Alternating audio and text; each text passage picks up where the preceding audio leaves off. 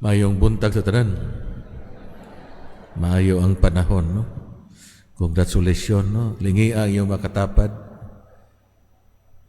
Oh, lingi ang iyong makatapad. Oh, asaman, malipayon.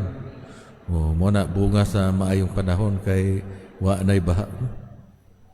So makaigsanan kung atong tanawon sa world sa mga agriculturists, daghan mga scientific nga mga pamaagi, no?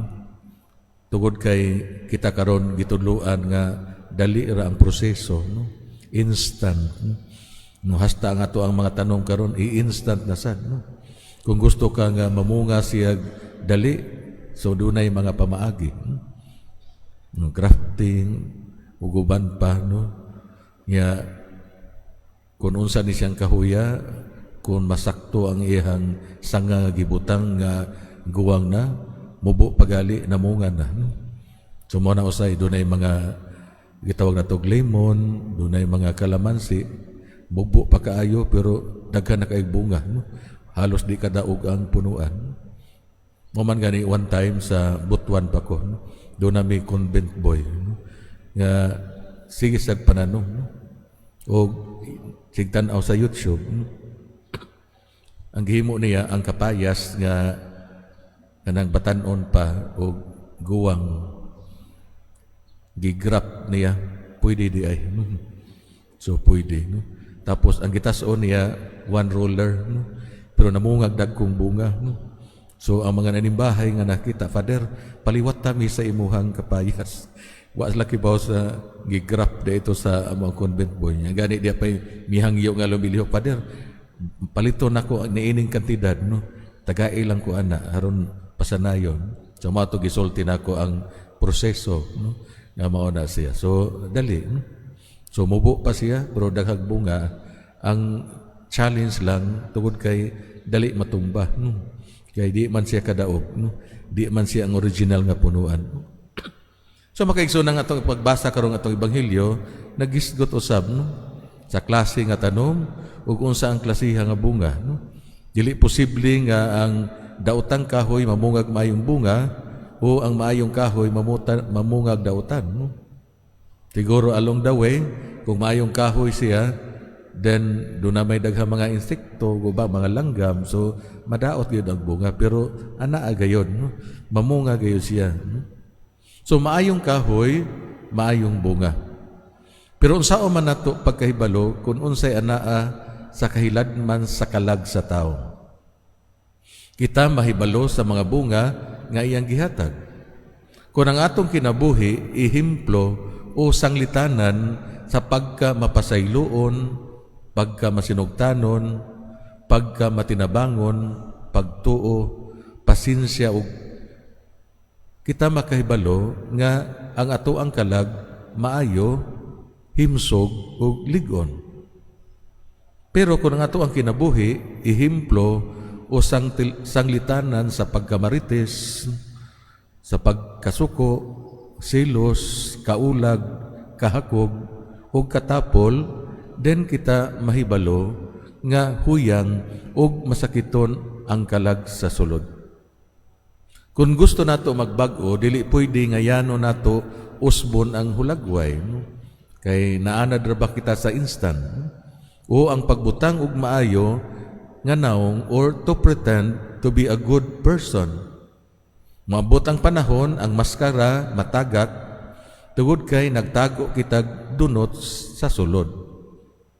Magbag-o kita gikan sa kahiladman, ato ang adtuon ang gamot sa depekto.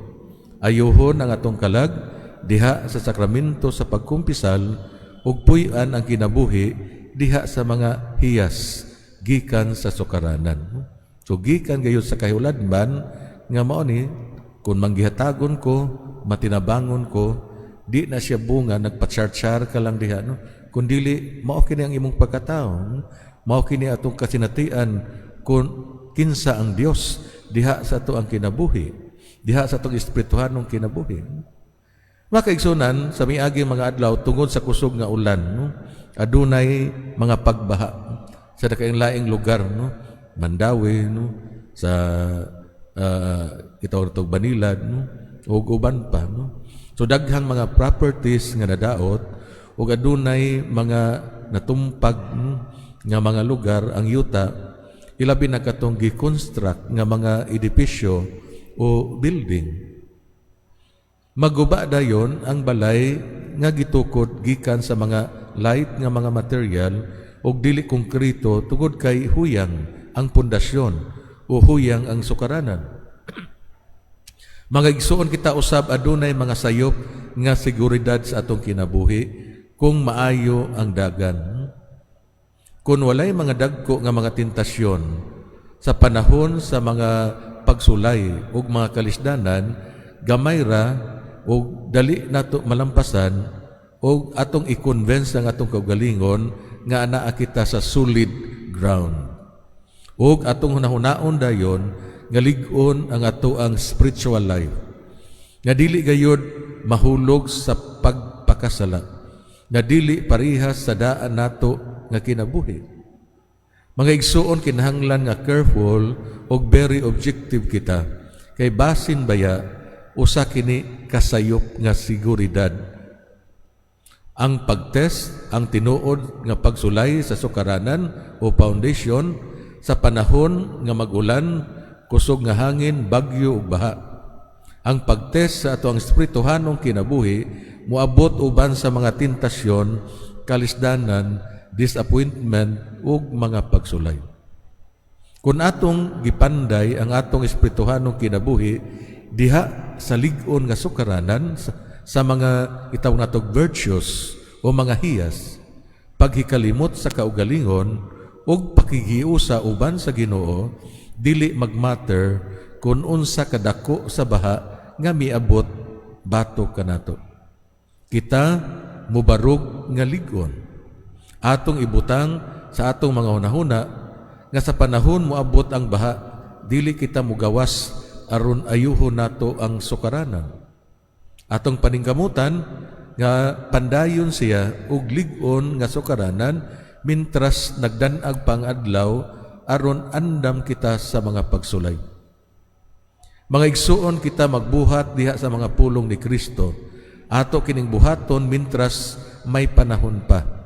So sa ato pa, mubalik kita diha sa atong tagsa-tagsa ka mga pundok banay, sa atong mga silda, diha sa ato ang BEC. Na klaro unta nato ang ato ang prioridad sa kinabuhi. Bisan gitudloan kita sa kalibutan karon nga instant ang tanan, pero hinaot unta katigo usab kita mo aninaw, no? Kung unsa may mga prioridad nga atong unahon sa atong kinabuhi. So mga igsuon, magampo kita sa Ginoo nga dili kita kalmado sa mga sayop nga pagunahuna sa seguridad tugod kay ang atong kinabuhi nining panahona wala makasinati og kalisdanan. Mga maunta kanato ang atong mahal nga birhen sa Rigla nga andam kita sa pag-abot sa panahon sa mga baha. Nga andam kita sa pag-abot sa panahon sa mga baha. Nga tabangan kita niya nga ato ang tratuhon o lig-unon ang sukaranan sa ato ang espirituhanong kinabuhi. Tabangan unta kita niya nga mutubo diha sa mga hiyas, diha sa mga virtue, matag adlaw, diha sa atong pagpanaw ning kalibutan. Mangutana kita karon sa atong kaugalingon. Kumusta man ang akong pagpamalandong sa pulong sa Ginoo? Nakatabang ba kini sa paglig-on sa akong pagtuo o sa akong espirituhanong kinabuhi? Sa panahon sa mga problema o mga pagsulay sa kinabuhi, nagpalig-on ba kini sa ako ang relasyon sa Ginoo? Mahindog palihog para sa katalingbanong pagampo.